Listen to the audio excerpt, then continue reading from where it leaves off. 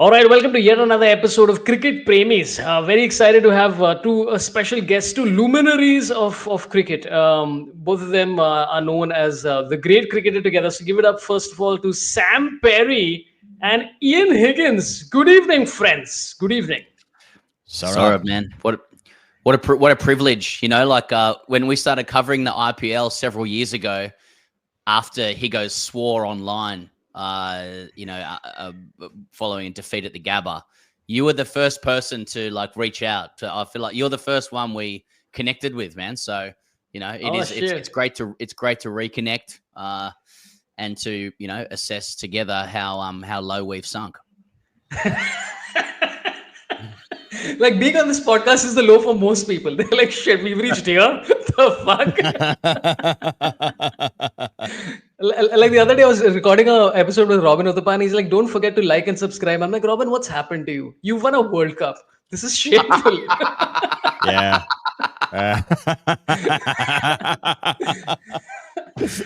Okay, let me do this introduction. Sam Perry, 38 innings, 358 runs, average 11.5. Highest score 50, bowling 26 wickets, 6 for 53 is the best, average 24.81, economy 4.07. I don't know if these stats are correct, but apparently they are. What are those stats? I don't know. You know the saddest thing about this, Saurabh? First thing to say is that is not me. But I think I know who you're talking about. No, there's a guy called Sam Perry who lives in a regional town called Wagga Wagga. In New South Wales, and I feel really sorry for him because I'm not saying that there'd be a multitude of people googling my stats, but let's just say if you do type your own name into Google, often what comes next is stats. People do want it, but they are not mine. The only problem I have when I Google myself is I just end up getting racy pictures of Elise Perry, and so I don't even get to see any media clippings of myself, but I can assure you that they're not my numbers. Ian, what about you? Because I again the same. I figured that these would be wrong, so I found 3 Ian Higginses, if that's the plural for you. And one says 127 runs, average 42, high score 76, 6 catches in 3 matches, non-wicket keeper, which is quite fucking impressive. If that's you. No, that's absolutely no way is that me. I mean, I remember when we were writing one of our books, and I wanted to change my parents' homepage to Ian Higgins author as the Google search. And there's another Ian Higgins, and he was a guy that used to write books about birds. So, and he's like this old guy from Germany. No, those aren't my stats, and I've never written a book about birds. Yes. I'm more disappointed about the second part, to be honest with you. I was really looking forward to you talking about birds for fucking 300 pages. Oh, I've heard him talk about birds. Don't worry about that. There were 2 other Ian Higginses. Again, their averages don't really add up. Which is first Ian Higgins, 2 runs, highest score 2, average 2. Which is based on 1 match. Another guy average 5 runs 5 in 1 inning. So yeah, this is none of these are you. I figured as much. It sucks. Anyway, yeah. Let's get into this. We are all trying to cash in and milk the teat of the IPL. How's that going for you guys so far? Well, isn't Virat Kohli a good player? He's just one of the best players, and Jasprit Bumrah's back. What a bowler! Rohit Sharma, he's a captain that's 1 star. Whee! He's the hitman. Yeah. Please send a check to greycricketer at gmail.com. Nah, man. It is hard to get a sense from Australia of how each edition of the IPL is being received. You have to kind of probably have to know people and speak to people about how it's going. For us, it's this is our 5th year doing it, and we're proud of that. I don't think there's a lot of English speaking guys who don't live in India who will have a crack at reviewing most of the action that happens, right? The IPL in Australia happens from 12 a.m. till 4 a.m. And so it's not particularly like generous on sleeping hours, but like, yeah, it's like, it's been cool to start it up again. Like, I feel like every time the IPL comes back around, we're ready to go. You know, like we're ready for the carnival of color and thrash and bash and different verbs to describe sixes. And like, especially after a mega auction, you're completely dizzied by who plays for whom. And you look at every team, you're like, oh yeah, they could do something. I've seen players do things in those teams. And then you pretend to have a hipster knowledge of T20 cricket. You use words like matchups and balance and things like that. And then it all goes to shit when, you know, RCB turns out to be good. So like we're having a fun time, mate. Like it's good, but it's early on. And then by the end of the IPL, you're usually pretty exhausted and a lot of games are bleeding into the other. But yeah, it's so far so good.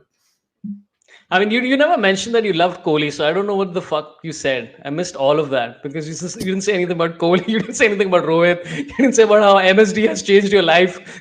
You mentioned none of that. Sorry. So you said some shit. I don't know. Hang on. I tell you what, I think CSK have got a real shot this year. I just think if you get DHONI up one in the order, just bring him in a little earlier. I think if they juice up those wickets a little bit more, I think Virat Kohli's looking fantastic with the blade. It's the Virat of old. He's turned the clock back. And Rohit Sharma, well, they don't call him the hitman for nothing.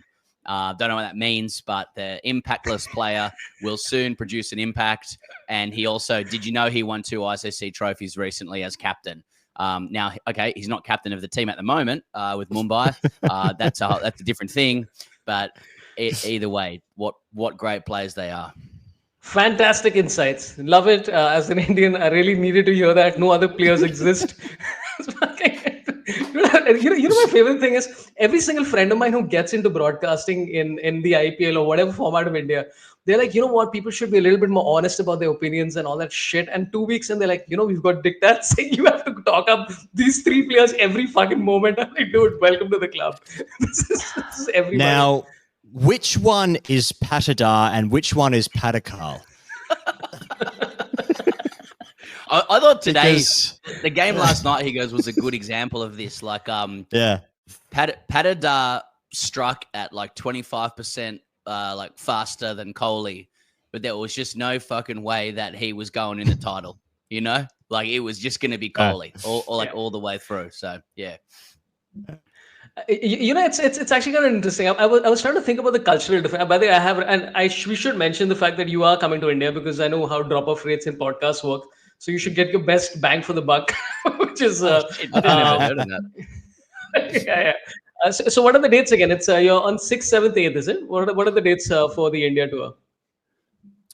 Yeah, we're in Bangalore on the 4th of May, which is a Sunday. Then we go to Mumbai the next day. That's the 5th of May, the Monday. And then we're in Chennai on the 9th of May, which is a Friday. And we have lined it up so there are no games happening in the cities that we're in, but there will be cricket happening, just not in those cities. So that's the first and most important thing if you're in those cities. And yeah, come along and see us live. It's a good time. We're trying to make some people laugh. It's basically white guys talking about the IPL. We're trying to figure it out as well, you know? So you can get your tickets at greatcricketer.com or you can just punch in some keywords into the internet and I'm sure you'll be able to find it. But yeah, so Bangalore 4th of May, Mumbai 5th of May, Chennai 9th of May. That's what we're doing. Which one's and again, listen, yeah, one of them is so who are the special guests? Because you had Ricky Ponting, you had Ravi Shastri, you had all sorts of fucking people. So do you have any special guests? Or are these surprises that you're going to hold at the back of your pocket that, hey, Sunil Gavaskar is going to be all three. He's our opening act. So Sunil Gavaskar does a tight 20. But it's going to be such a surprise. It's going to be a surprise to us as well. Because if a guest lands. If a guest lands, that is going to be quite surprising. Well, we have seen that Ashwin's not allowed to do YouTube videos for CSK games. So is he going to open for TGC by doing a prop set? Now, the answer to that is no, but he might. He might do that because he can't do YouTube videos. So I guess we'll see. This might is a fantastic way to promote a show. Hey, anything might happen. We're not saying it will. We're saying it might. Yeah, Ashwin shedding on CSK for 15 minutes. But I mean, you stumbled upon that, so I really enjoyed it, which is, for those who didn't follow the story, a controversy arose. I'm just reading this verbatim, which is that Prasanna Agoram, a former data analyst for South Africa, basically suggested that CSK's decision to pick Afghanistan wrist spinner Noor Ahmed, despite having Ashwin and Ravichandra Jadeja in the squad, is a bad thing. And now Ashwin has had to, in the middle of the IPL, while playing the IPL, have to announce that, hey, we are not going to talk about these CSK on my channel anymore. that's ridiculous. Well, what's even better is that, like, that's the power of the IPL, because he was making videos when he was playing for India against Australia, and he was making YouTube videos, and then, like, one of the titles of the video, this was in the BGT last time Australia was in India, so when it 3 years ago, whenever that was, and one of the titles of his video was how to play spin in India after they just beat Australia, and then Australia managed to win a game at indoor on just one of the biggest Bunsen burners of all time. And then he changed the title of that thumbnail to just 2-0 India. So,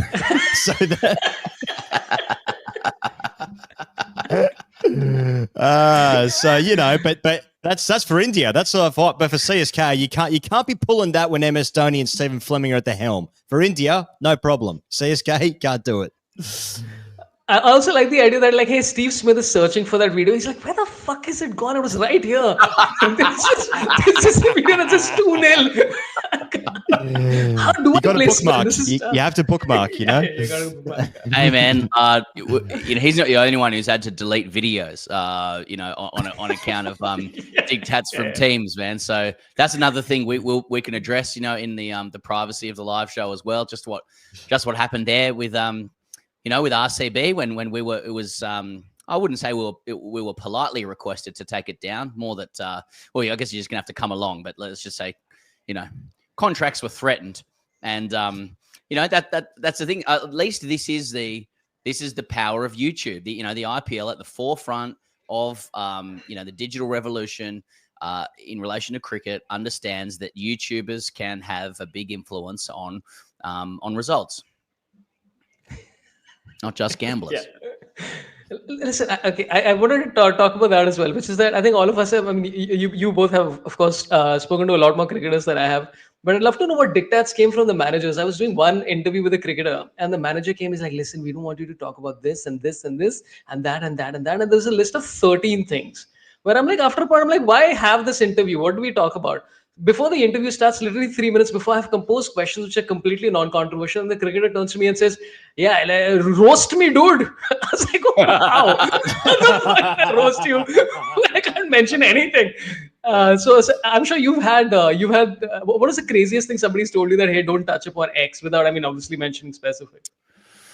No, like, yeah, we've talked to hundreds of cricketers, and quite often before an interview starts, we'll say, is there anything like you do want to talk about or don't want to talk about? And it's very, very rare for a cricketer to actually call out something you're not like that they don't want you to discuss.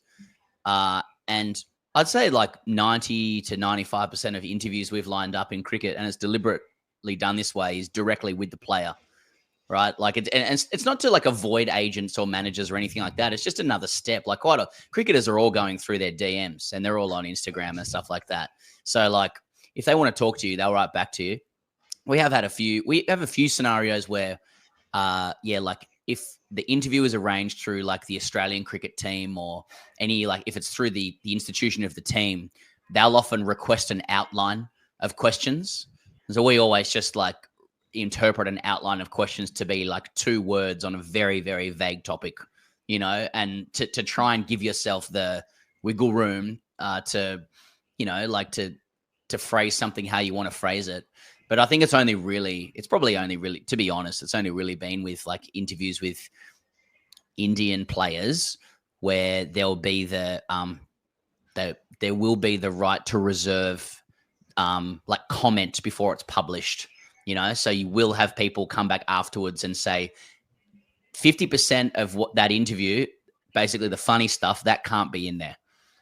And so I think we've had that without naming names. So I think we've probably had that like 3 or 4 times where it's a bit like you do it and you're like, then you just take a deep breath and you wait for people to say what can't be in there.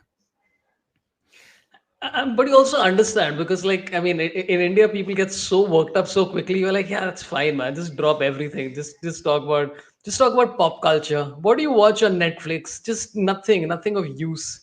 Is all it is. Mm. But I don't want to talk about this because I find it very interesting because I've read the first Great Cricketer book. I've read up to 43 pages. I must say that. And and it was Good actually a lot explanation. of fun. It was quite a lot of fun. So I would say if anybody has a chance, go pick that up. But I noticed a few cultural differences, of course, between India and Australia. And I don't think two countries could be more polar apart than India and Australia. One of them is this veneration of the boss, right? And this applies to even the social, like even in normal jobs. Forget like even in cricket. In Australia, I mean, I would say there's a disrespect, but there's a little bit more palliness to that whole thing. Even in international cricket, do you feel that way? Do you notice that, or you're like, no, it's not that prevalent? um, yeah, there's a far greater culture of respect in India, and in Australia, if you are in a position of power, you are to be mocked. And so that's probably the first and foremost. But yeah, like I suppose there's there is a huge difference there, but like it seems to be like it's a respect for elders, right? But like it's not that it's not that in Australia. It's just that like I feel like like players, for instance, right? They'll respect a coach if they're nice to them, but they also don't give a fuck if they've scored, 25 test hundreds. If you're mean to them, they don't care. There's not the same respect of venerability in Australia. So it's not like it's not like it's disrespectful. I suppose it's just you sort of bow down a bit more. You sort of respect the elders much more in India. It seems that way anyway. Like you wouldn't really talk back to a GG or a Rahul Dravid or a Anil Kumble because there's so much respect for what they did in the game. Whereas in Australia, it's a bit more like, what have you done for me lately? You know what I mean? Yeah, it's just called selfishness, really, Saurabh.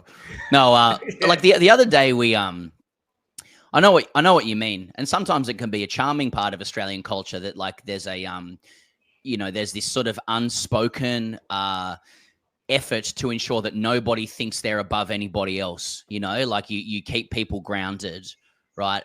That's when it's working well. There are also times when I think that stuff gets corrupted in a bad way, and respect for elders could be more advisable. But the other day we were lucky enough to have the opportunity to speak to Australia's Prime Minister. So we interviewed Prime Minister Albanese in our studio because there's a big there's a federal election coming up in Australia. The campaign is on, in earnest, and we were approached by his people because he's doing a podcast kind of tour, and just like every other politician now that Trump did it successfully, I suppose. So we in our studio we had like the Australian Federal Police like come and sweep the studio and like come in and interview us and stuff like that. But it was all very casual. And then my wife was working that day, so I was looking after my kids. So I brought my kids into the studio, and then they also asked that I bring my dog into the studio as well, because Albo, like you're meant to give him a nickname, he loves dogs, right? Anyway, like he comes in, and the AFP swept the studio. His security's around him. There's probably like 3 or 4 of them. It's not too full on. He's got his chief of staff and his other team there. So there's a good like amount of people in the studio. And we're all saying our hellos, and I've coached my children or my grandmother's coach, their great grandmother's coached them to say, "Good afternoon, Prime Minister. Nice to meet you." So there's still like a lot, air of like honor, to that moment. And I don't think Mr. Albanese would mind me saying, but then he said, "Have you guys got a dunny?" Which is like slang for toilet. He needed to use the bathroom. He'd been in 3 cities that day. No worries. Showed him. We have a very humble, place for that. Just a door. You go in. Anyway, he goes in. We're talking to the security and the chief of staff, and then that next minute, my 4-year-old son, who's hovering at below eye line of obviously his entire security staff, just walks in on the toilet of the Prime Minister. Just walks in on him.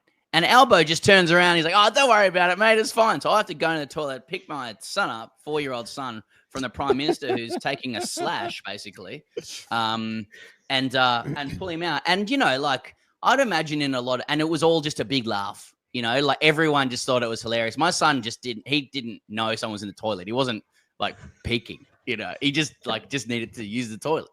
And the reason I say that is because I think that's a good thing about Australia. Like the Prime Minister can emerge from that and not feel like he has been dishonored in some way or anyone got in trouble. Everyone just laughed. And, my son will have a story forever that he once walked in on the Prime Minister, doing a wee. But that's a lovely thing about Australian culture, I think. It's like in grade cricket, there's always rules around seniority as well. It's just they're just very, very unspoken. See, like when Pez's son walks in on the Prime Minister in the bathroom, it's fine and it's funny, but when I do it, it's inappropriate. Yeah. Like I don't know what the rules are. Like it's my office. I should be allowed to go in there. Yeah. But I think like there's a thing like in Australia, there probably would be among the players. They'd find it an interesting cultural difference that there are Indian players that seem to be above the law. I'm sure they are, but untouchable in terms of criticism and critique and stuff like that. And I think in Australia, from a cricketing perspective, a lot of players will be like, "Oh, I want to take those guys down now." You know what I mean? Like that'd be something where they go, "Okay, that's now a target that's a target on the back. That's pressure on those guys." Whereas, so sometimes you want to fly under the radar a little bit as well, but I don't know. Yeah, by the way, I also like how you have to clarify, like you have to really defend your son in that story where he's like, he wasn't trying to take a pee. You're like, hey, listen, in defense of my child, which we all have to do at some stage. I'm defending it to you. I was having to defend it to the Prime Minister. I'm like, we do have an open door policy at home with the toilet. That's true, Prime Minister. But on this occasion, he just needs to do a wee. Now, would you get out of the way so he can do a wee? He's 4, please. Seriously. Now about these tariffs. If there's one time to talk about tariffs, that's the right time to get his attention. That's right. That's all he wants to know about. Just imagine Trump emerging from behind the toilet like, this is what I was waiting for. So let's start, dude. That's my greatest Trump impression you can ever have.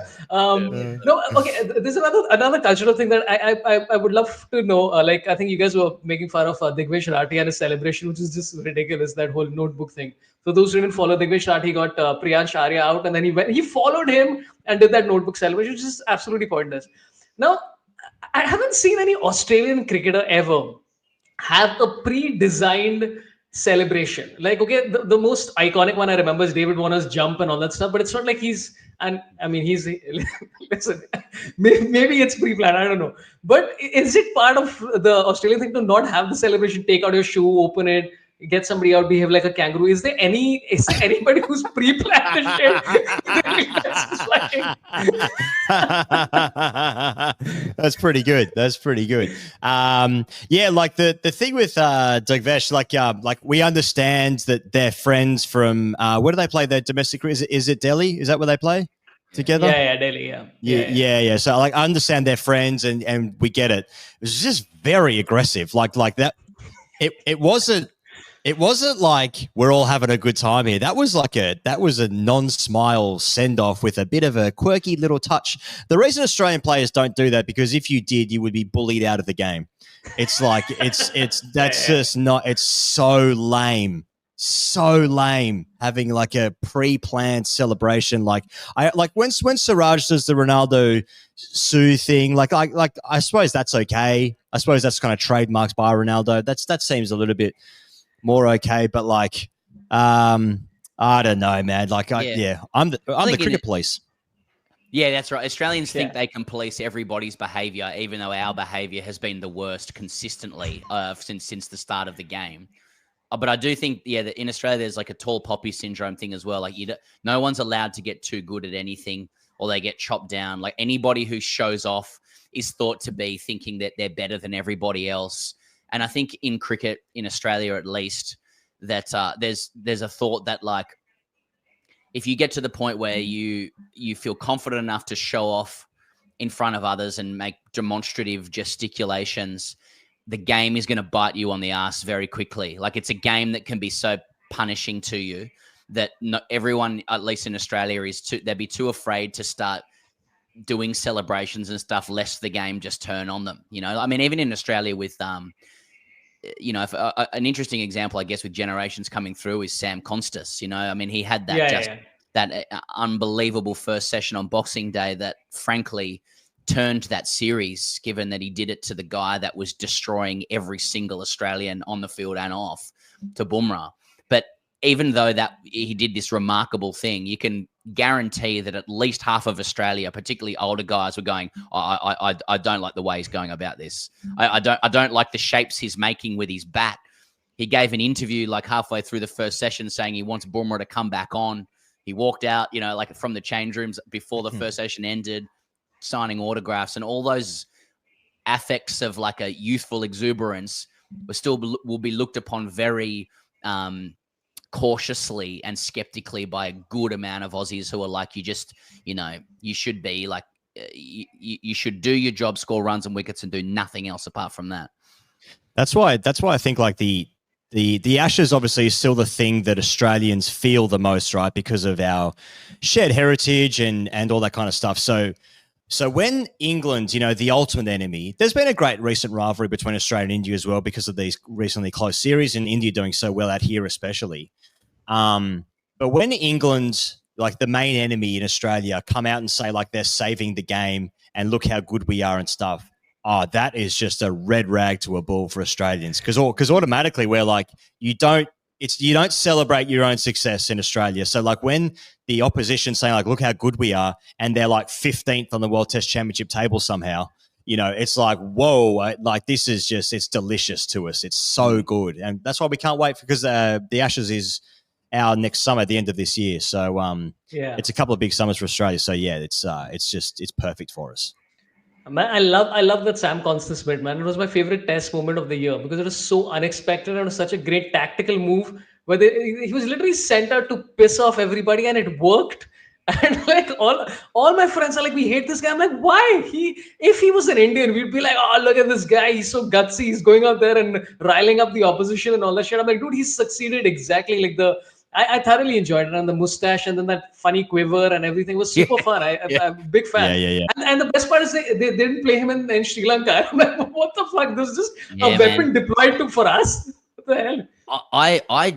I think that innings will gain more like mythology the longer like time goes, because like even though the Aussie team claimed like through Andrew McDonald that they knew the kind of character they were getting with Konstas, I don't believe them. Like and anyone who knows Konstas, who's seen his path through to the Australian team, it's not been on the basis of that kind of innings that we saw. Like he's not a provocateur. He's not a really brash risk-taking batter.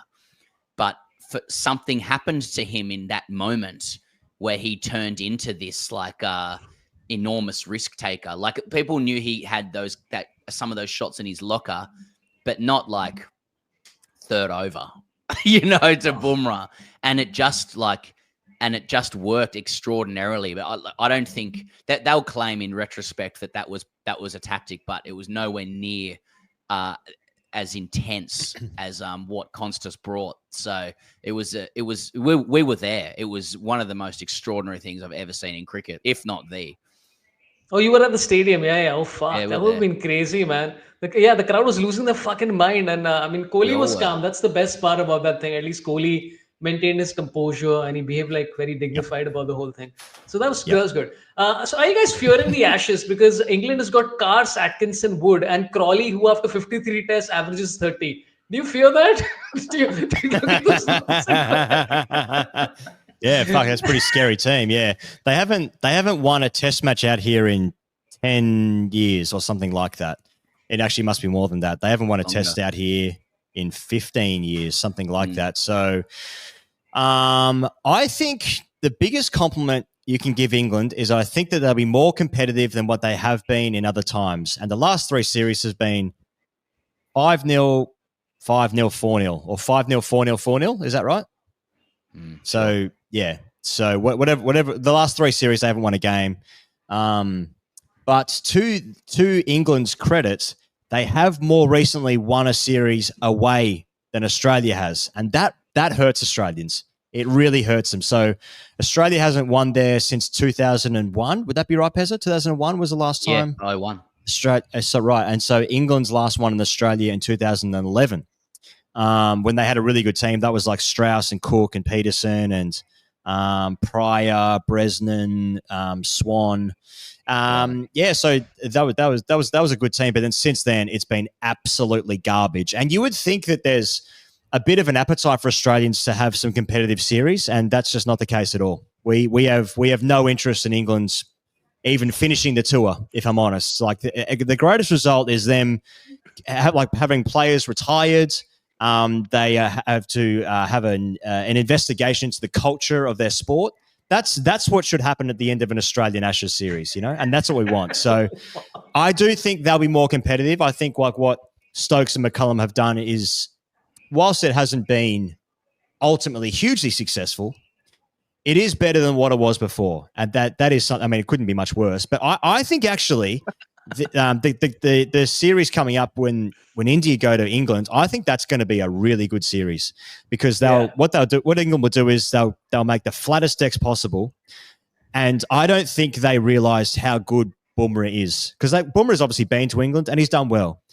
But he's a much better bowler than when he was there last time. And also Test cricket's probably his worst format somehow. That's how good he is, like that's and so like if you can make a flat deck, it won't matter. He's still good. So anyway, so I think it's gonna be really interesting. But if India managed to beat England in England, they're gonna be real flat coming to Australia and the whole thing's gonna blow up. So I guess I'm going for India. Oh my God. I like how this turned around to you basically saying, hey, we support India versus England. We are on, man. Thank you so much. This is great, guys. Once again, pandering to these populations. So the tickets are at greycricketer.com and MS Dhoni's joining us on stage. With Ashwin. He might join. MS Dhoni might join along with Ravi Shastri. And Kavya Moran. She won't be there till the end because in the end she usually leaves halfway through before the other team has won. I would love to know what you think of what Sanjay Manjrekar said about Glenn Maxwell, where he said Halley's comet orbits the sun and is visible from Earth once every 75 years. Just like that, Glenn Maxwell plays one good match in 75 games. And then he went on. I was like, okay, I got it. I understand what it was. It was last seen in 1986 and will now be spotted in 2061. It's the same case with Glenn Maxwell in batting. Maxwell is the Halley's Comet of cricket. What do you have to say about this astronomical diss on Maxwell? I am aware that a lot of people have that view of Maxi particularly in IPL, but like. I think Glenn Maxwell has been consistent all through his career. Like he just goes for the highest possible result in the way that he plays, and on the very odd occasion he achieves it. And like it tends to benefit teams if he has good players around him. So I also think that like it's probably a badge of honor to have Sanjay Manjrekar have a labored piece of criticism about you because he does for everybody else as well. I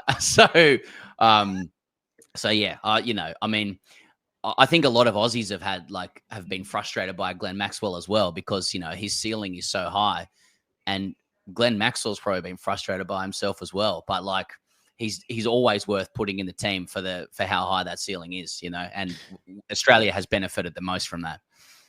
As long as we're playing Afghanistan in 2061 in a World Cup. I don't care if Maxwell gets a duck every day until 2061. Haley's Comet's coming, and so am I watching Glenn Maxwell. You know what I'm saying?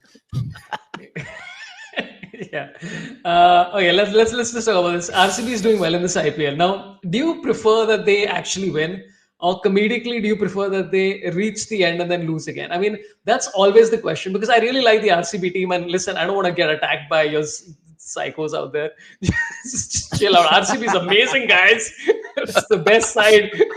And the only drink I have every day is Royal Challengers whiskey. It's my favorite alcohol. I love it. Brush my teeth with it. Yeah. Brush my teeth with it. Yeah. So, do you think it's funnier that RCB reached the end, or do you just want them to win this year? Are you one of those like, just finish it off, man?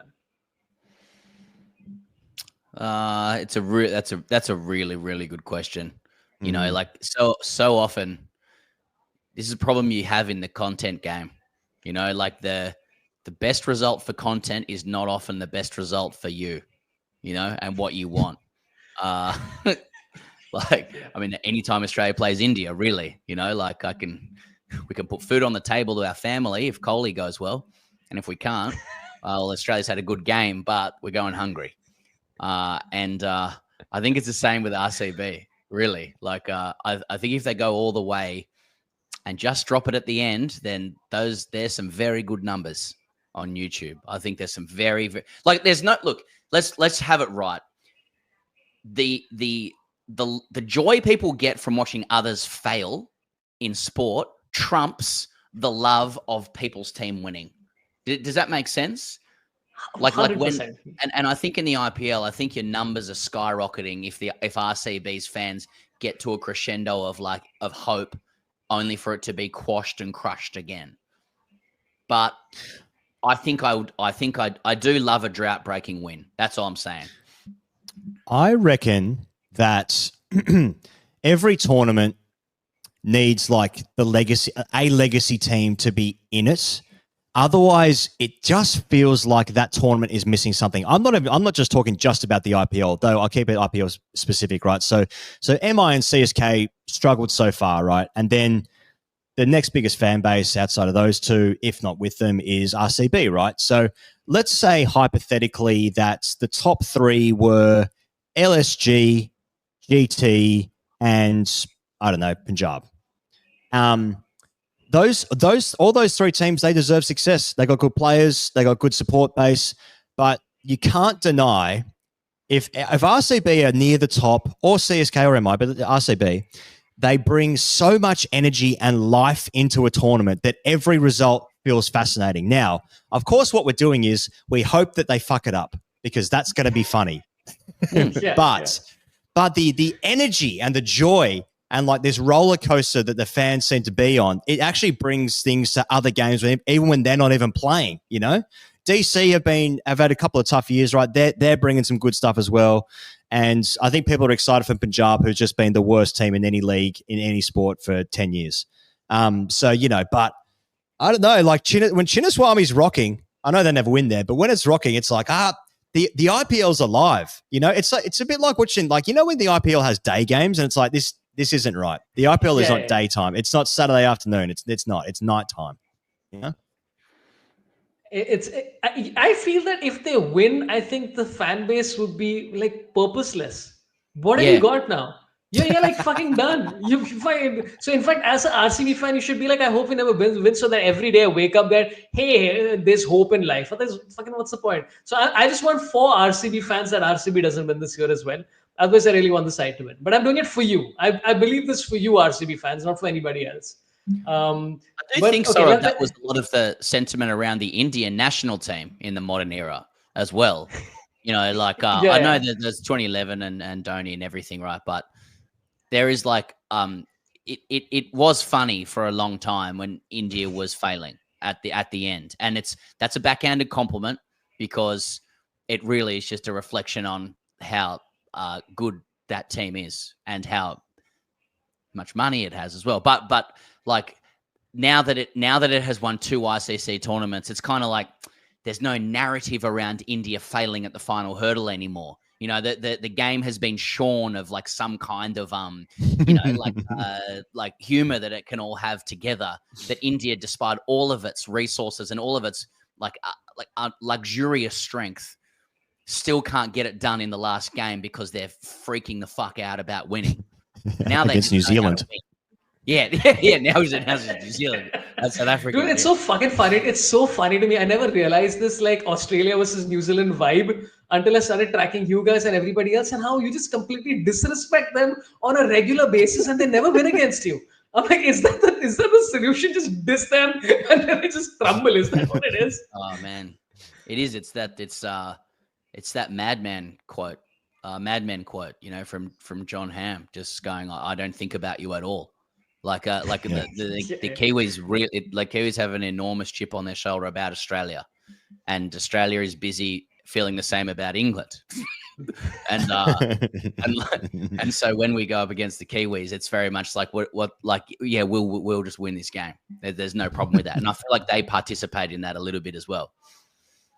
Yeah, and by the way, you mentioned about how it's funny when like the side doesn't win, and the biggest example of that was the Champions Trophy right now, because I don't think I have watched that much of analysis of games because of how angry the Pakistani cricketers were getting.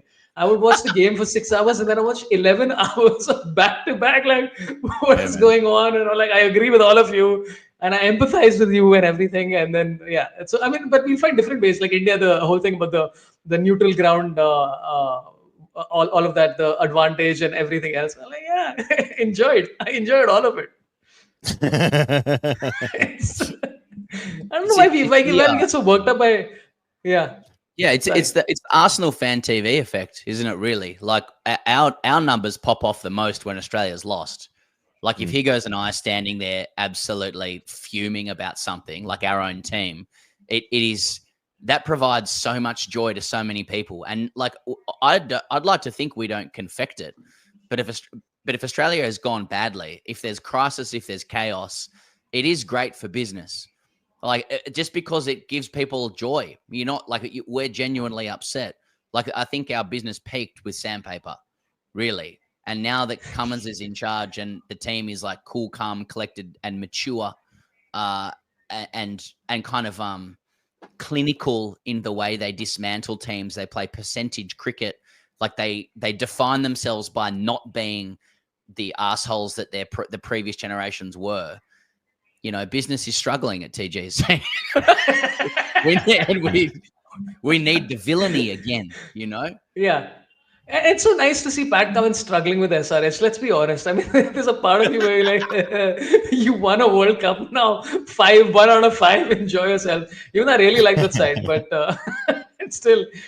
But imagine from my POV as an Indian creator, right? The thing is that if India loses, there's nothing. Because the majority of the public doesn't want to watch. The only views are coming from Pakistan. That's it.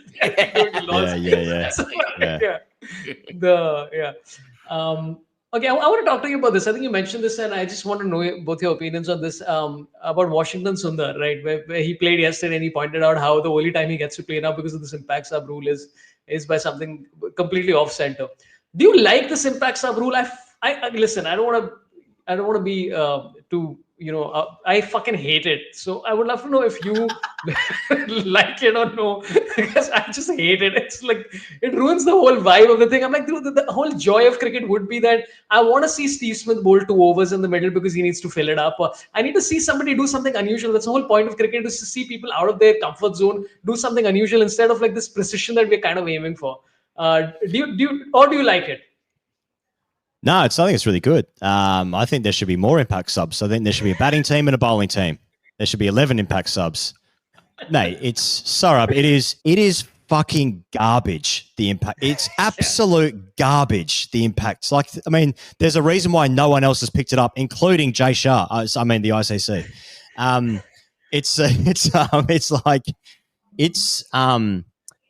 It's a farce. And also what makes it worse is that like last year when it felt like all the wickets around the country were really good for batting, right? And so it felt like we were on this space race to 300, especially Sunrisers, but other teams hit over 250 as well. And I suppose that's kind of what last year's tournament seemed to be about. It was like, how can we get more 6s and more 4s into this tournament? So, and even Rohit Sharma was like, I don't like it, So that's the captain of the national side saying like, this isn't good. Now this year, when the wickets so far have been much, much trickier, we're not on this space race anymore to 300 or even, last night's game was 220, played 210, wasn't it, or something like that. So that was a high scoring game, but given the wickets are much more difficult, we're not having these matches which are just 6s every 3 or 4 balls. So it's like it seems even more ridiculous. It's not a proper matchup of your teams. Like Rohit Sharma doesn't field, then he comes in and faces 7 balls and he gets out. I mean, make him field. You know, we should make him field. I don't know. For me, I think it's absolute garbage. And the tournament and our lives would be better if it was just 11 versus 11. That's just one man's opinion. You know, it's so funny what you just mentioned, that if you don't field, you don't get to bat. That's the rules we apply when you're playing cricket on the kids in my building. So I'm like, they have higher ethics and morality than the bloody BCCI in the IPL. Like, my daughter was just like lying down. My son is like, you won't get to bat unless you field. I'm like, I wish this was Jay Shah, dude. What the hell? Anyway, I mean, Jay Shah is obviously not a product of nepotism. That's Sam, you had a POV. No, I'm not following up that comment. Don't worry about that. No, I completely agree. I don't like, and yeah, I love the angle that, how about we think about the children? You know, how am I meant to tell my son that he has to field before he bats? If he's watching the IPL and he's going, well, Rohit doesn't have to do that, you know? So yeah, I agree. And I think you should, like, the cricket should really be a test of the cumulative skill of the 11 players that you've got, not the way that you place players to get the most specialist skill out of that period of the game. And you know, I look at Washington Sundar and I just think, like, there shouldn't be a world where the game moves away from a player like that. You know, these guys are the best cricketers that are knocking around teams. Anyone who's played in cricket, and, you know, particularly at a higher level, can see a guy that can bat in the top four, can be a frontline bowler. You know, it's extremely difficult to achieve that kind of skill. And for the game to basically be saying, like, we don't really need that. We just need, like, we need someone like Fraser-McGurk who can pogo 5 balls really far. Even though he can't really do that quite at the moment. I don't think that's a good move. Yeah, I don't like it.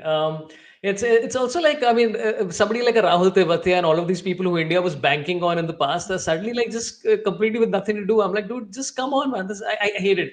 Okay, let's get a little sexual, because that's what the show's about. It's about dirty, sexy stuff. Do you prefer sweat on your balls or saliva? And why did it take so long to figure this out? At my club, we put semen on it. But that was a separate. It was a tight knit club. It was a tight knit club. Did you freeze it first? Yeah. Sorry, that was my club. That was. There was a big cryogenically frozen stuff. You freeze it first, and the ball bounces, seams away, but you can hear the crack of icicles bending away as it does. That's wobble seam. No, I think that the action of putting 2 fingers in your mouth, licking some saliva, then applying it to a cricket ball, there's a purity to that. You know, I don't like it when we went through this phase where we were rubbing onto our head or like a lower back or down the crack, you know, or into the scrotum. You know, I didn't like that during COVID. I liked it in my private life, sure. Don't worry about that. But on the cricket field, there is some poetry. You know, there's a lineage, there's history with putting saliva on one side of the ball and then pretending to know what that's going to do, making up the properties of a cricket ball. No one knows how to swing the ball. No one knows it, okay? Except some guys from Pakistan in the 80s who did get it to talk a bit more than any other country. But that's neither here nor there. So I like saliva for me. I like all of it, you know, like to Higos' point. I think it should be like, you know, it's like the people who suggest there should be performance enhancing drugs in the Olympics. You know what I mean? I think it should be a free for all on applying anything to the ball. You know, the more stories there are of like storied Australian players knocking on the doors of Pakistan players who are known to be really good at getting the ball to reverse, and they knock on the door and the door opens and the Pakistani player says, so you have come for the cheating. Me. That's a true story. That's a true story, by the way. Legit. Is that a true story?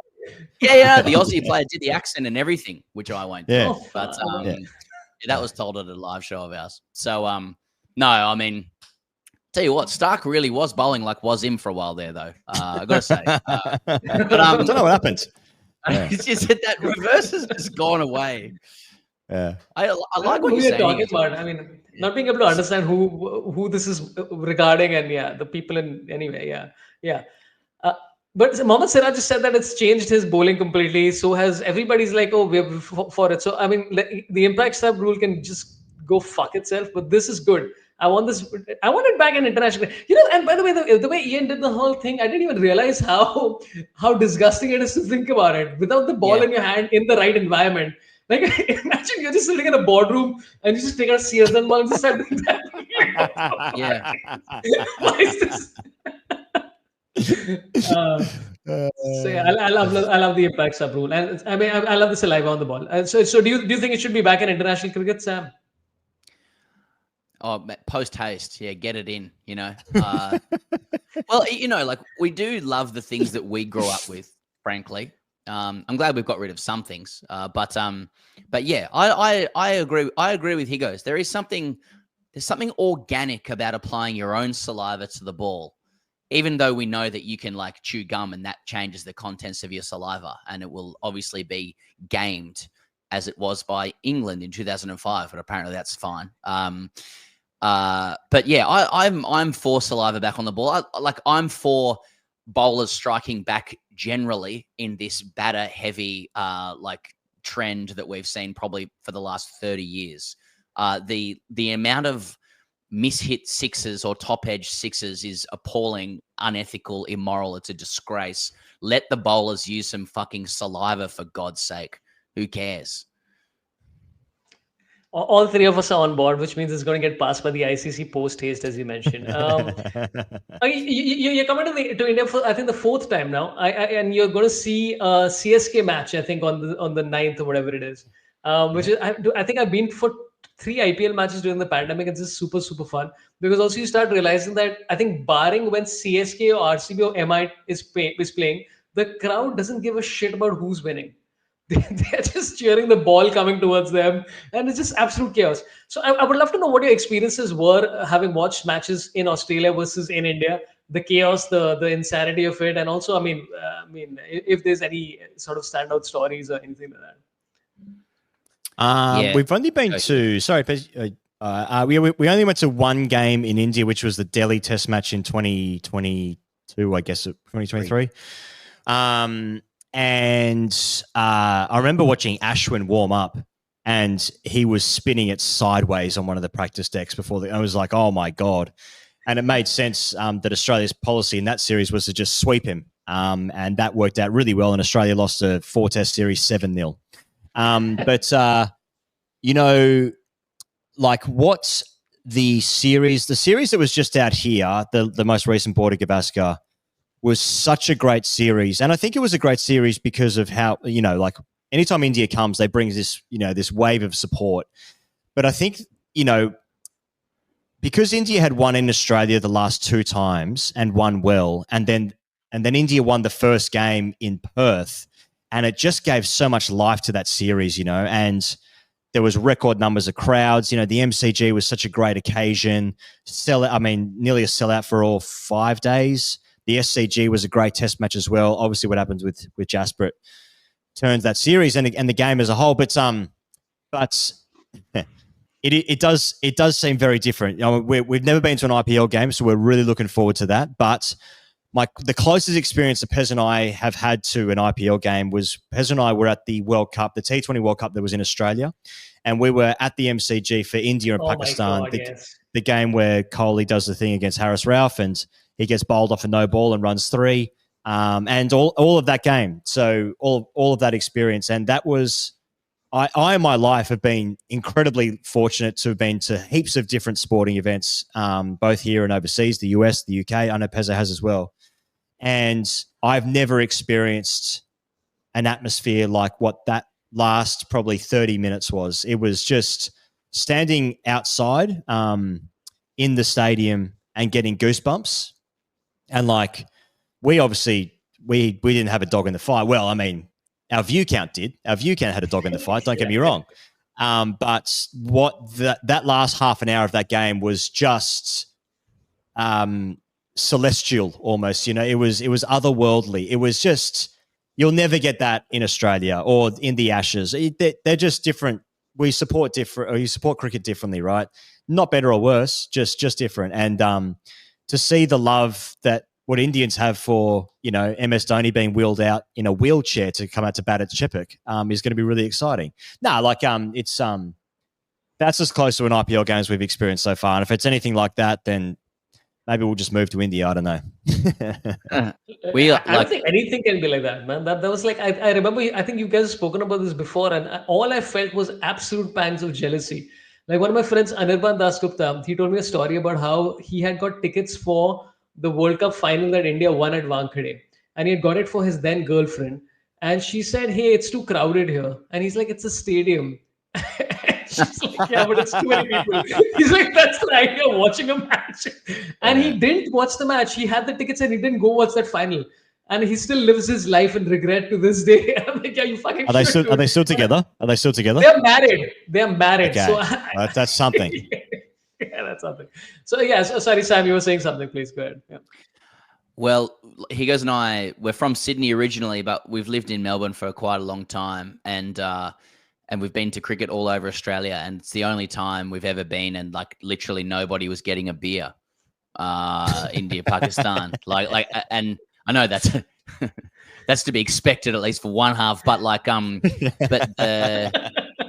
yeah, you'd be concerned, I suppose, but it was also just because of how focused everybody is on the game, and we can make equivalences between Australia and England and India and Pakistan and stuff and say, oh, well, they're just, they're the same, but they're different. But you can say about Australia and England, like cricket can be a background noise sport, like not everybody is paying attention to it. It's an aesthetic, it's a feeling, it's a pastime, it's sounds that are on in the background, it's conversations that you're having and a nice vibe. Right, but I don't really get that impression with the cricket that I've observed or the way people enjoy cricket in India, and I think that's awesome. We've always taken the view when we chose to start committing time to learning more about Indian cricket, that to come from the perspective that whatever you want to say about the commercial opportunities and the trends of the game, and people can be cynical about that Indians just fucking love cricket, and they love it more than we do, and that the English do. We all we love the game deeply here. It's got a very deep part of our soul and our culture in its own way. But in India, when we've been there, you drive and you walk around and everyone's playing cricket. Like that doesn't happen in Australia and England. That's just a fact. And when people go to the game, they watch the game. They're really watching it. And we've always wanted to hold on to that. There's a lot of things to be skeptical about or disappointed about in terms of the way the game's going. But at the fundamental core, Indians just fucking froth on cricket and they love it. And that is good, So I think from that perspective, we can't wait to come this time and go to those three iconic stadiums and watch the way cricket is being, friends in this frenzied way, enjoyed now. We can't wait to get to those games. Oh yeah, CSK game is going to be crazy, man. And I mean, listen, MSD said that he'll play till he's on his wheelchair, which means there will be a transition where he'll be on crutches, and I think that's probably going to be more interesting because to get him. Because then that's 3 bats when you think about it. It's a bit of an advantage. You're talking about the obsession with cricket. I think it is a random match happening and people are just watching it. They're under 12s playing and people are watching and judging people's actions and giving feedback on. Because my son goes for cricket coaching and there's a guy, he's just watching somebody bowl leg spin and he's teaching him how to bowl googly from across. What are we doing with our time, guys? Back of the hand, back. Yeah. And you used to bowl leg spin. So did you bowl the googly? What technique did you use? Well, I was just one of hordes of Australians who grew up watching Shane Warne. So I just wanted to whatever he did on TV, I just tried to copy, and I thought that I looked exactly like him until I saw myself on video when I was 15 and I was horrified. There's nothing like it. But no, I could bowl a Rogan, and all of those ones. But like everyone else, we all thought that we would be the next one, and then it actually turns out is he's basically Mozart, and no one's ever going to do that again. So actually makes me feel better. I was talking to Robin Uthappa the other day, and he spoke about how, like, and I think people have spoken about this before, where the amount of spin you need now in modern cricket is about this much, at least in white balls. And I was like, dude, I remember the Wands and the Murlis and all that stuff just spinning it a mile, and the visual aspect and the fuss of it. Oh my God, this glory. Okay, let's come to some questions. I very last minute asked a few people for questions. This is not Ask TGC, so don't expect any professionalism. So I'm going to ask a question which came to me on WhatsApp. This is the level we are at, guys. My friend Anmol says, "Oh, those boys are amazing. You have to ask Peza, when is he getting the penis tattoo for 2 seasons ago?" You know what? You guys have spoken so much about things like this that I don't even remember what the penis tattoo was. What is the story of the penis? What was the penis name? So Higgos and I were like doing live streams of IPL games from our studio, and this particular game was KKR versus GT. I think it was Higgos. Yeah. Is that right? Yeah, might have been GT. Who was Yash Dal playing for? Yeah, I think that was GT. Is GT? GT at the time, yeah. And like KKR were miles behind in the game. And like one regularly forgotten component of this entire story was that about halfway through the game, Higgos mentioned that he would tattoo his penis if something happened. So really? just keep that in the back of your mind. Now this is not an excuse. Like it was just it was a commitment that he made. And did I really? Yeah, like I wish I hadn't said that, because it truly is what I was referencing when I said this. But basically, at the start of the over, I think Rinku Singh needed 30 or 20, high 20s or something. And I said, like, if he does this, I will tattoo my penis. And then he proceeded to just hit 6 after 6 after 6. And if you watch the video, Higgos' face becomes more animated and happy than I've ever seen it in my life. And I've seen him happy many, many times. But basically, Rinku Singh seals it with a 6, and so I've made this commitment on air live that I'll tattoo my penis if he does it, and he did it. So since that day, probably 2 years ago, maybe more, I reckon most days I would receive some correspondence asking if I have tattooed my penis, or if I could show my penis to somebody. Or if, or where is the penis tattoo?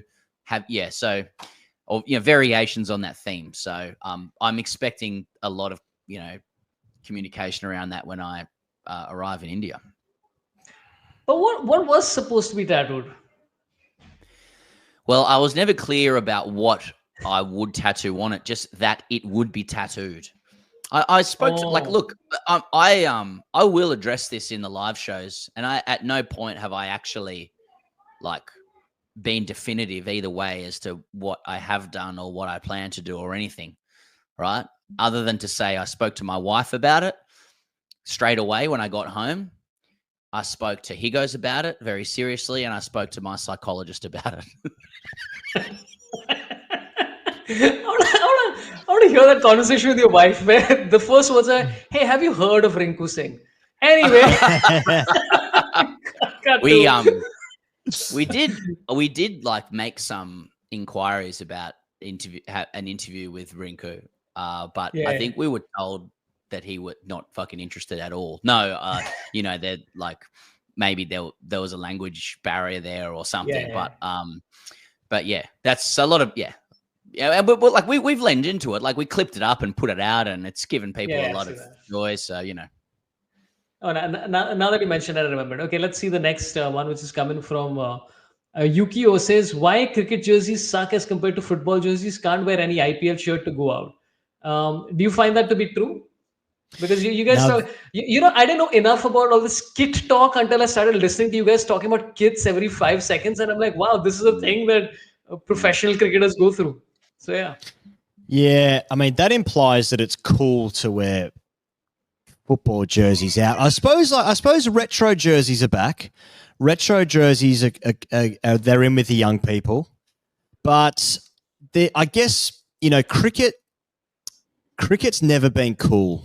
It's like we all love it. It's never been cool. I've never found the jersey, and I've thought maybe if I wear Shubman Gill's 7 GT jersey, maybe then she'll fuck me. I've never thought that before. So it's a tricky one. So I don't know, like retro jerseys. I mean, like I suppose like some of the 90s one day kits, they're okay. But I don't know, cricket's just not that cool, is it? You can't wear test jerseys out. You can't wear test jerseys. Yeah, that's just a white T-shirt. That's something. Yeah, it's just like unless you're wearing like a jersey of a team that's slightly more unusual, like the Tihar jail tattlers or something like that. Like that, I would wear. Yeah. Just for people to be like, "Were you in jail?" I'm like, yeah. Yeah. Maybe like Pavel Florin's Romanian jersey. Maybe then we can get into some niche stuff. Maybe. Yeah. Have you ever been? I mean, this is completely off topic. Have you ever been invited by the European Cricket League to go cover anything there? Because I think you two in that situation would be quite a lot of fun. Because I've never seen a full match. I know Club Prairie Fry has been trying to get there quite a long time. I know I have DM'd them and being ignored by them. But would that be fun to go there and like talk about what's happening there, or they just don't have the budgets? I think there's Aussie guys who commentate on it, or at least that's what we receive, and I think they do a really good job. What I wish I remember both of their names. I think one of them is Vinny, but it really boggles the mind sometimes to me watching it, like how regularly teams are capable of doing the most farcical thing, like running 3 off the last ball that goes to the keeper and stuff like that. But they actually managed to get it done. But then like. We talked to Max O'Dowd who opens for the Netherlands, right? He's played in the T20 World Cup and he's played in the European Cricket League. He's been in teams that are in that competition. So I have no idea what the fuck is going on with it. It's obviously got some good players, then some others, and it's sponsored enough that it can be broadcast and have commentators and stuff like that. So we probably should go and check out whatever the hell it is. I presume that it's got something to do with gambling as well. But yeah, that seems the only yeah. So Ian, you're saying something. Yeah. Oh nah, maybe yeah. I can't remember if they've reached out to us, but I feel like they might have done Pezza maybe a few years ago. I can't remember what for, but I mean, I guess we'll cover Belarus against Slovenia. I guess we'll do that. We'll do anything. Yeah. Listen, when you're in India, you got to see Surat Tennis Cricket League. Okay, it's some of the craziest shit you'll ever watch because if you're playing with a tennis ball without the tape, right? It's so easy to hit. I mean, especially if you have these light bats, which is pretty much you see plastic bats and stuff like that now. So the batting talent is on another level, and the bowlers are just getting whacked. Every ball is 6. But the swag that the batters have is completely not in proportion to how easy it is to. I mean, it's a competitive league, but also a lot of fights happen, and people have like hit each other. It's an absolute joy to watch. Yeah. Oh shit, we have to check that out. I feel like I might have been fed that on Instagram. Yeah. A little bit. I think I might have seen some stuff like people watch it. Like there's sort of a bit of a crowd. Oh my god! It's so in India. What happens is that like so near my house there'll be a small tiny ground, right? It won't be like a substantial ground, like a kid's small ground, and they're like, hey, we got to do something here. So the boundary will be like 22 meters or something like that, and they're just going at it. And so they started at one of those small grounds. I mean, obviously the ground is maybe about 40 meters or something like that. But and some of the tactics that they do are actually very fascinating to watch. You know how in football when somebody's taking the penalty kick and they form the wall. So what they decided was that this guy's best shot is lifting it over the fielder. So they created a wall in front of the offside to prevent him from hitting that side. And he did a reverse hit and hit one of the players in the balls and stop the fall. I'm like, what is this league? So it's absolute chaos. You gotta watch it. That's great. Yeah. We should do that. Okay, we'll come to one more question. It's from Yukio, who says, what has happened to JFM? What is JFM? I don't even know what JFM is. Jake Fraser-McGurk. Is that what it is? Yeah. Oh, okay. Yeah. What is that? I mean, is I don't know, something man. to worry about? He's a lovely guy. Bumped into him at the Australian Cricket Awards a few months ago. He was just about to leave to go to Delhi, and he says he was talking to me there, and he said he loves the IPL, loves going over. Thought like Delhi was a hectic place in a good way. I think he had a lot of really good memories of the IPL, like playing under Ponting in the first year. He was there. Impact sub works perfectly for him. He's a guy with in Australia, which is a very high bar. He's understood to have some of the best hand-eye coordination of anybody, the purest swing. He plays golf at a higher level than pretty much every other Australian cricketer. So everyone is totally enamored with his talent, but he hasn't been able to put it together yet in a kind of the craft and art of batting at the short form, at any level really, for any consistent period of time. So he shows these flashes of just world-class brilliance, but there's obviously much more to it at the professional level. And, I get the impression that he's up for that fight, and up for trying to make it happen. But yeah, he plays an extremely low percentage game. And when it comes off, it's the best stuff to watch, but, it doesn't all the time.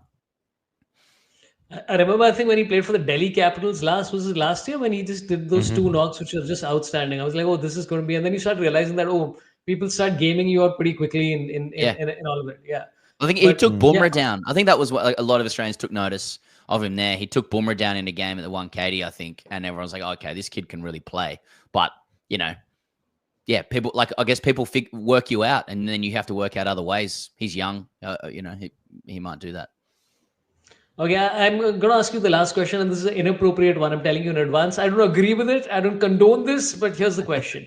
Now will Pucovski coach India? No, first of all, it has to be one of the most terrible things to happen to a cricketer, man. I mean, there's absolute full empathy for everything that Will Pucovski's been going over for the last few years. So yeah, I mean, you've been tracking him for a while. And I think a few Australian cricket journalists are also called out that I think that might just be the best thing for him. So yeah, you've been tracking him for quite some time. Seems like a nice guy. Seems like that one test innings I saw of him, I'm like, great. So yeah, what do you think of what's been happening with him?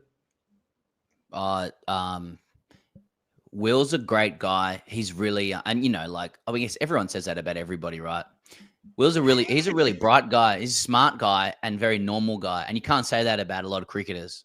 He has a lot going for him in his life. He's really, he'll be able to put his mind to lots of other things and do really well. I mean, one is loath to speak on behalf of him. I mean, he's a guy that had the potential to play 100 tests for Australia, probably captain. The team has a Will Pucovski shaped hole in it at the moment, the test team. And, he really showed all the signs of being someone who was going to have an extremely successful future in the game.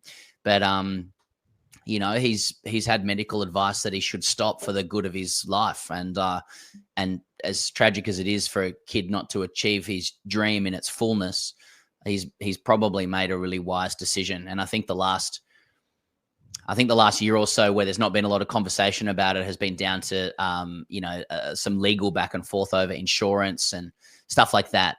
And I don't know if today's announcement from Will is, moves that process forward or if that's still a completely separate thing. But I think he said today that it's been really hard for him to deal with, as you can completely understand. But I think on the plus side, I wouldn't be surprised if he had a lot to contribute to cricket anyway, because he's a bright guy.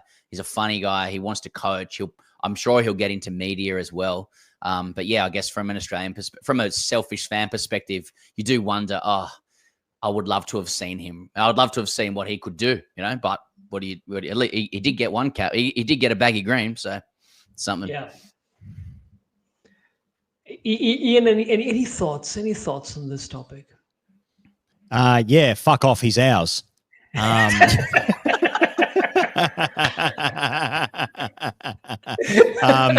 Yeah, no, I've seen he's taken up a coaching role at his grade cricket team actually here in Melbourne for the Melbourne Cricket Club. So he's getting into some coaching. So start with Melbourne and then take over India, and then he'll be a mole for us, and he'll take you guys down.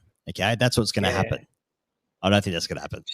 This is the Sam Konstas of coaching right now, man. What the fuck? This guy is like... Anyway, boys, it's always been a pleasure. Always, I mean, I've always been tracking everything that you guys are doing. I don't know why that sounded creepy as shit. I've been tracking everything. It did, man. But I always enjoyed your content. I think I don't know if I WhatsApped you or tweeted you, but like I think the coverage that you guys had during the World Cup T20, along with the pavilion, was like two of my favorite things to watch. It was just absolute joy having seen all that shit.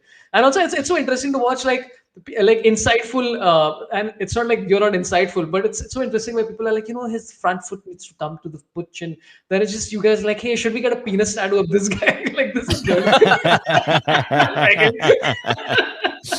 Yeah, our parents are very proud. Yeah. Once again, you are touring in India, and 4th, 5th, and 9th. Those are the dates. Bangalore, Mumbai, and Chennai. Tickets are on The Great Cricketer, and go check them out. It's always, I've heard only positive things from people who've seen. A friend of mine saw you in Australia in the live show, and they said it's fucking awesome. So go check that out. I'll leave the link somewhere in the description. Anything else you'd like to plug? Anything coming up? Oh, look at us. Yeah, we're wonderful performers, as you can tell by that dead air. Thanks so much, Saurabh. No, that's all. Come and catch us in India if you want to see us. And otherwise, appreciate everybody's support. And Saurabh, appreciate you having us on. Yeah, Saurabh, thank you so much for having us, man. You're one of the first guys that ever got on board with TGC from an Indian comics perspective. So, man, it's really cool to jump on the show with you. And it was cool to see you, actually. It was cool to meet you in, I think we were in Bangalore the first time we met, right? We tried to meet, and then I think you guys were about an hour and a half away from my corporate show, and then I had a corporate show, and then I just gave up with Bangalore traffic. So we never actually met. We've never physically smelled each other's smells. I would like to do that. I would like to do that this time. Yeah. Because obviously he might have come into your room while you were asleep because he seems to remember. Well, I've been tracking you, Saurabh. So exactly. You smell like berries. That's all I want to say. Okay. Tell everybody, keep watching the channel and a lot of cricket stuff coming up. Their podcasts, they're the solos. I think the one with Robin Uthappa would have dropped by now. If you haven't seen it, see that. And anybody wants to sponsor, competitors of Big Basket, anybody wants to come on board, and we'll have a delivery-based cricket podcast showdown for some fucking reason. So anybody liking, again, like, share, subscribe, and everybody who supports on PayPal, InstaMojo, Super Chats, etc., please do that. Thanks a lot, Ian and Sam. Always a pleasure. I'm going to end the recording now. Thanks for everybody watching. Love you all. Marry me. Goodbye.